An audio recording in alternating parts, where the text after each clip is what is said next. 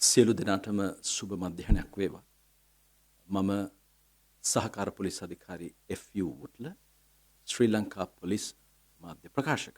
ශ්‍රී ලංකා ප්‍රජාතාන්ත්‍රික සමාජවාදී ජනරජයේ අතිගරු ජනාධිපතිතුමන් විසින් අතිවිශේෂ ගැසට් පත්‍රයක් ප්‍රකාශනයට පත් කළා. මෙම ප්‍රකාශනයේ මුඛ්‍ය පරමාර්ථය වුණේ මහජන ආරක්ෂාව, රටේ යහපැවැත්ම, මහජනයාගේ රැකවරණය සහ සුරක්ෂිත භාවය, ඒ වගේම මහජනයා වෙනුවෙන් සේවාවන් සහ සැපයීම් අඛණ්ඩව පවත්වාගෙන යාමටයි. මෙම දිනවල ඔබ නිරීක්ෂණය කරන්නට ඇති ඇතැම් මාධ්‍ය සහ ඇතැම් තැනැත්තන් විශේෂයෙන් සත්‍යයෙන් තොර අසත්‍ය තහවුරු නොකරන ලද තොරතුරු සමාජගත වීමේ ප්‍රවණතාවයක් තිබීම. මෙමගින් විශේෂයෙන් මහජනතාව බියට පත්වීම, එවැගේම කැළඹිල්ලට පත්වීම හරහා කටකතා සහ අසත්‍ය ප්‍රකාශ කිරීම ඉතාමත් වැරදි සහගත ක්‍රියාවක්. මෙම අතිවිශේෂ ගැසට් පත්‍රයේ වගන්ති 20 සහ 21 ඉතාම පැහැදිලිව දක්වනවා කටකතාවක් හෝ අසත්‍ය ප්‍රකාශනයක් කටවචනයෙන් සහ තොරතුරු හා sannivedana තාක්ෂණය ස්වයංක්‍රීය පද්ධති හෝ කෘතිම බුද්ධිය ඇතුළු ස්වයංක්‍රීය පද්ධති හෝ යම් ලිඛිත, විද්‍යුත්, එවැගේම ඩිජිටල් හෝ වෙනත් යම් ආකාරයක මාධ්‍යයක් හරහා sannivedanaya කිරීම, ප්‍රචාරය කිරීම, පළ කිරීම සහ නිර්මාණය කිරීම වැරදි ක්‍රියාවක් බව. මේ වන විට මේ සම්බන්ධයෙන් අපරාධ පරීක්ෂණ දෙපාර්තමේන්තුවට පැමිණිලි කිහිපයක් ලැබී තිබෙනවා. අපරාධ පරීක්ෂණ දෙපාර්තමේන්තුව අපි දන්නවා සයිබර් ක්‍රයිම්ස් ඩිවිෂන් එහෙම නැත්නම් පරිගණක අපරාධ විමර්ශන අංශය විසින් මේ වෙනුවෙන් මේ අවස්ථාවේදී විමර්ශන කිහිපයක් ආරම්භ කරලා තියෙනවා. මෙමගින් මහජනතාව කැළඹීමක්, මහජනතාව බියක් ඇති වුණොත් ඒ පිළිබඳව ගරු මහාධිකරණයේ නඩු කටයුත්තකදී විභාග වීමෙන් අනතුරුව ජීවිතාන්තය දක්වා සිර දඬුවම් විඳීමට හැකි වරදක් හැටියට මෙහි සුවිශේෂී වරදක් හැටියට ස්ථාපනය වෙනවා. ඒ නිසා අපි තාම ගෞරවයෙන් සයිතාම වගකීමෙන් මහජනතාවගෙන් වගේම විශේෂයෙන් මාධ්‍ය හසුරුවන ආයතන සහ තැනැත්තන්ගෙන් තාම ගෞරවයෙන් මේ අවස්ථාවේදී ඉල්ලා සිටිනවා.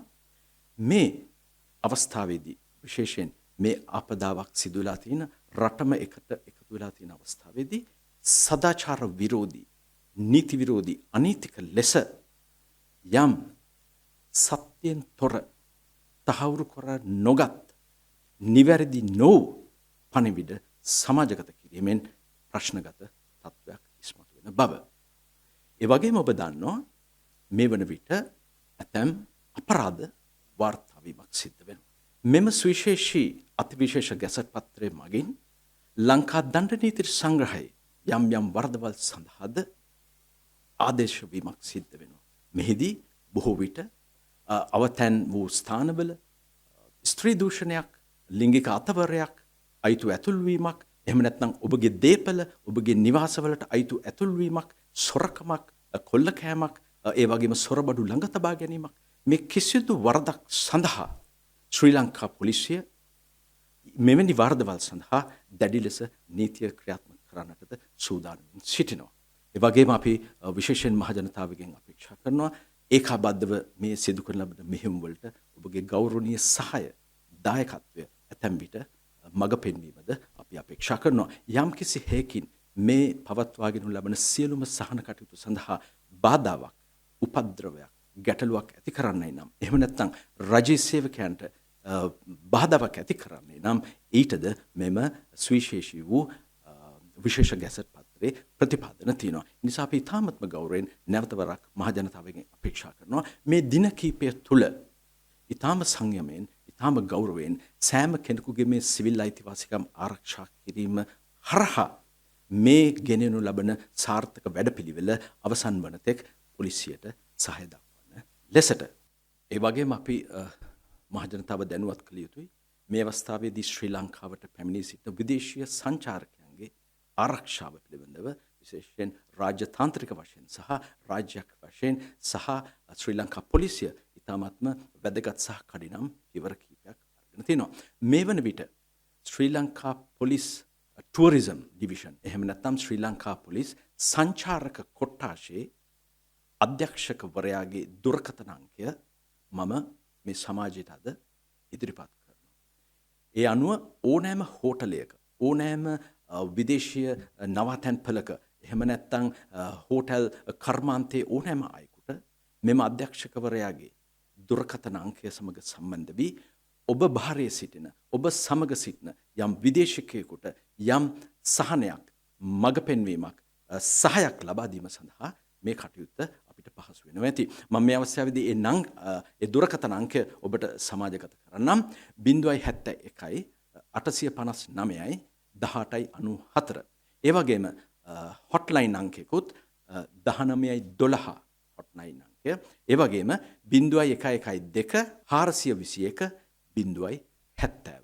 එනිසා අපි විශේෂයෙන්ම සංචාරක ක්ෂේත්‍රයේ නියැලී සිටින මහත්මීන්ගෙන් ඉතාම ගෞරවයෙන් ඉල්ලා සිටිනවා ඔබ සමග සිටින විදේශිකයෙකු වේවා ඔහුගේ ගමනාන්තය කෙසේ නමුත් ඔහුගේ ගමනාන්තය කොතන ස්ථානයකද වත් කමක් නැහැ. නමුත් මේ පවතින ආපදා තත්ත්වය පහව යන තෙක් ඔබ ළඟ තබාගෙන එහෙම නැත්නම් ඔහුට ආරක්ෂාව රැකවරණය දීමෙන් අපි විදේශිකයව ආරක්ෂා කරගන්නට හැකි වෙයි. මේ අවස්ථාවේදී අපි මතක් කළ යුතුයි විශේෂයෙන් එයාපෝට් එකේ OIC ටුවරිසම් සහ OIC එයාපෝට් ඒ යන අංක දෙකත් මම මේ අවස්ථාවේදී සමාජගත කරනවා.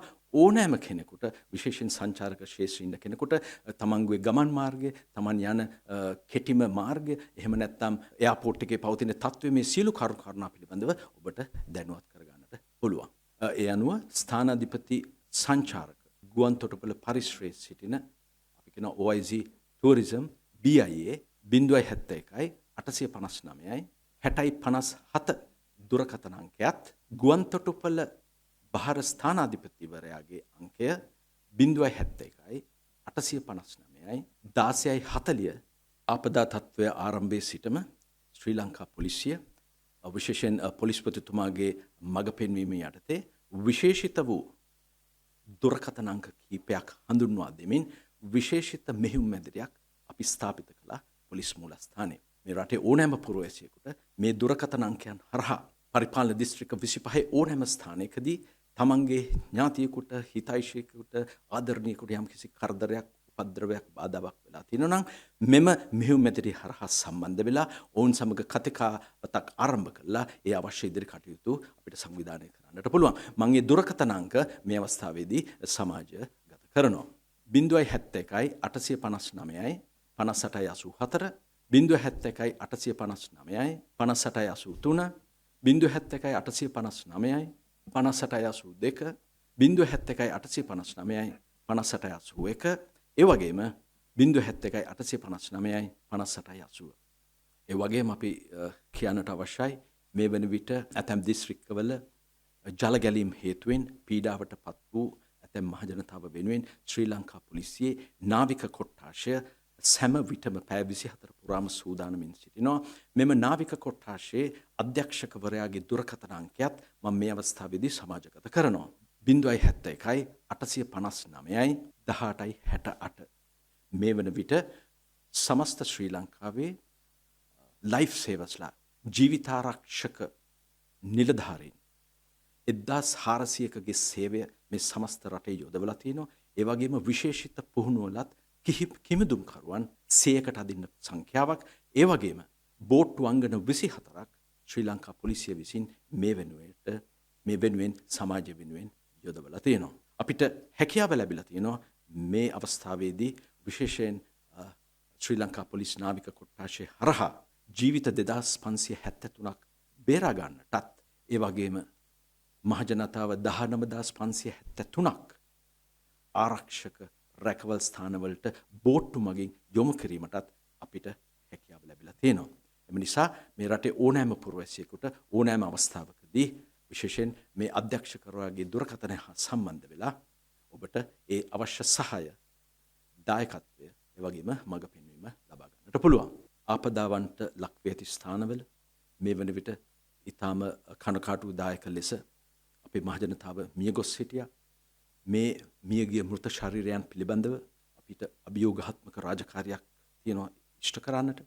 මේ වෙනිට ඔබ දන්නවා ශ්‍රී ලංකා පොලිසියේ මුඛ්‍ය පරමාර්ථය තමයි මේ සෑම මෘත ශරීරයක්ම ආරක්ෂා කිරීම, ඒ වගේම ගෞරව කිරීම, ඒ හැම මෘත ශරීරයක්ම විශේෂයෙන් හඳුනා ගැනීම, ඒ වගේම ඥාතීන්ට බහර දීම, ඒ වගේම පශ්චාත් මරණ කටයුතු සඳහා යෙදවීම, ඒ වගේම ඉදිරි අධිකරණාත්මක විමර්ශන කටයුතු සඳහා යොදවන්නට මේ වන විට ශ්‍රී ලංකා පොලිසියේ සෑම පොලිස් කොට්ටාශයකම වෙනමම ඒකකයක් පිහිටුවලා මේ ආපදාවන්ට ලක් වූ, එහෙම නැත්නම් අනතුරට ලක් වූ මියගිය අය පිළිබඳව අවසන් කටයුතු කඩිනමින් ක්‍රියාත්මක කිරීම සඳහා ශ්‍රී ලංකා පොලිසිය මැදිහත්ව ක්‍රියා කරනවා. මේ අවස්ථාවේදී ශ්‍රී ලංකා රජය විසින් ඉදිරිපත් කර ඇති, එහෙම නැත්නම් පිහිටුවා ඇති ආරක්ෂිත රැකවරණ ස්ථාන සෑම ස්ථානයකටම පොලිස් නිලධාරීන් දෙදෙනෙකු බැගින් එම ස්ථානයේ ආරක්ෂාවටත්, එම අවතැන් වූ එම රැඳවුම් කඳුරුවල සිටින අම්මලාගේ, තාත්තලාගේ, දුවරුන්ගේ, පුත්තුන්ගේ ඕනෑමකුගේ ප්‍රශ්නයක්, ගැටලුවක්, බාධාවක්, එහෙම නැත්නම් පැමිණිල්ලක් ඇත්නම් ඒ පිළිබඳ ක්‍රියාත්මක වීම සඳහා මෙම නිලධාරීන් දෙදෙනා පැය 24 පුරාම ක්‍රියාත්මක වී සිටිනවා.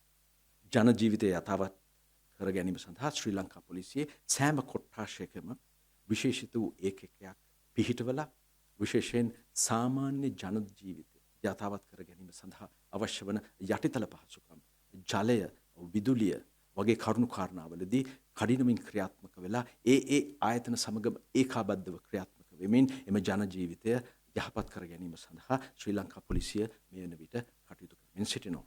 මිනිස් අවසාන වශයෙන් අපි තා ගෞරවයෙන් මහජනතාවෙන් ඉල්ලා සිටිනවා. පොලිසිය කෙරෙහි විශ්වාසය තබලා විශේෂයෙන් අපි ශ්‍රී ලංකා පොලිසිය, ත්‍රිවිධ හමුදාව, ආපදා කළමනාකරණ දෙපාර්තමේන්තුව, ඒ වගේම ප්‍රාදේශීය ලේකම්, ඒ වගේම ග්‍රාම සේවක මහත්මීන් මේ සියලුම ආයතන සමගම ඒකාබද්ධව මේ රටේ ඇති වෙලා තියෙන ව්‍යසනයට සාධනීය ලෙස කඩිනමින් පියවර ගැනීම සඳහා අපි සෑවම එක් වෙලා කටයුතු කරනවා. නිසා මහජනතාවගෙන් අපි ඉතාමත්ම ගෞරවයෙන් ඉල්ලා සිටිනවා. ඔබගේ දායකත්වයේ මඟ පෙන්වීම සහාය අපිට හැමදාම අවශ්‍යයි. අප ඔබ වෙනුවෙන් රැඳී සිටිනවා. බොහොම ස්තුතියි.